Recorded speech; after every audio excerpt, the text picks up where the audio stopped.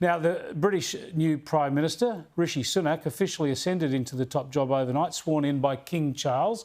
After months of instability, the Tory party is hoping that Sunak will be able to steady the ship as the UK navigates some pretty troubled economic waters. In a speech given in front of number 10 Downing Street, Sunak also addressed his short-lived predecessor, Liz Truss, admitting she got things wrong. Here's a snippet from the new Prime Minister.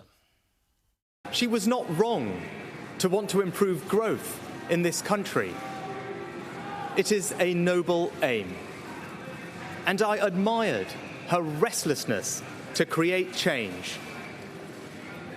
But some mistakes were made.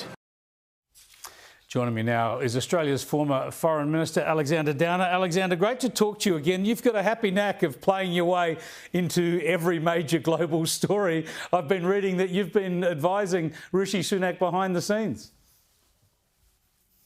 Well, I know Rishi Sunak quite well from my time as the High Commissioner, when we at Australia House singled him out as one of the rising stars of the British Conservative Party. So got to know him that way.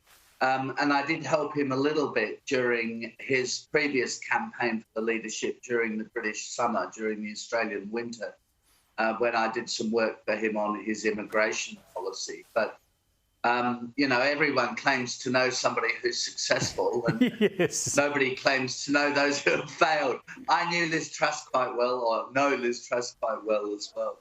Oh, well, tell us about Rishi Sunak then. We know he's very smart, been very successful, that his parents were immigrants who have made a very successful life in the UK. He's obviously not in politics for money. What do you think drives him, and how successful could he be?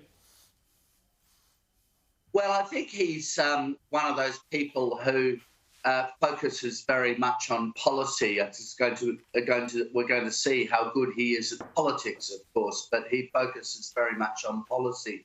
You know, he's intellectually very smart. He understands policy issues.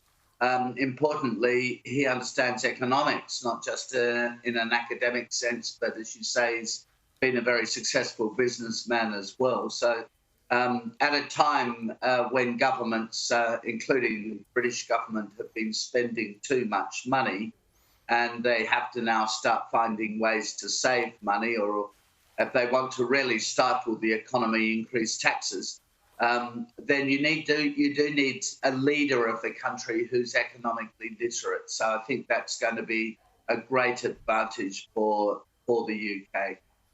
And tell us about the challenge of reuniting the government, I suppose. It's been through all these leadership turmoils, incredible run of 3 Prime Ministers in 7 weeks. But as I was discussing yesterday with Mark Neame, the fact that they've been through these leadership upheavals over the last few months surely would mean that they don't have time for that anymore. They've got to unite behind the new Prime Minister, don't they, and make sure he's as successful as possible in the lead up to the next election. Well, that's true, although the next election isn't for 2 years, yeah. But it is a long way off.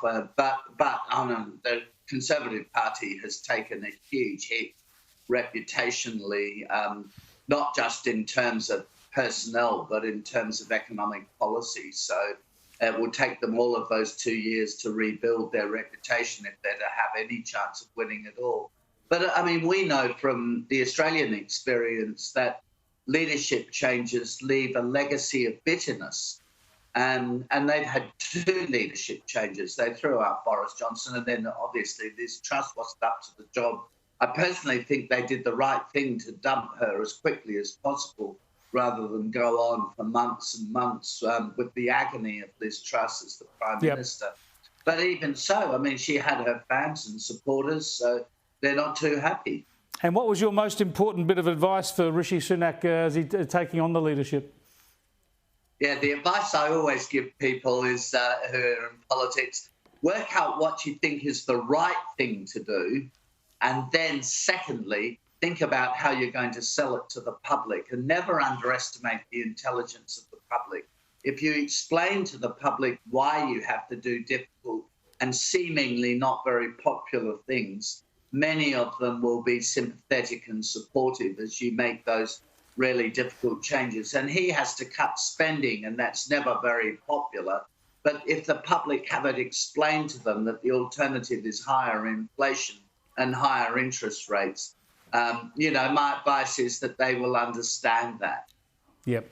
Well said. Policy and the right decisions first, politics second, I suppose. Thanks for joining us, Alexander. It's a pleasure, Chris. Alexander Downer there, inside running on the new Prime Minister of the UK, Rishi Sunak. We'll see how he takes control of that government and in the run-up, a 2-year run-up to the next election there.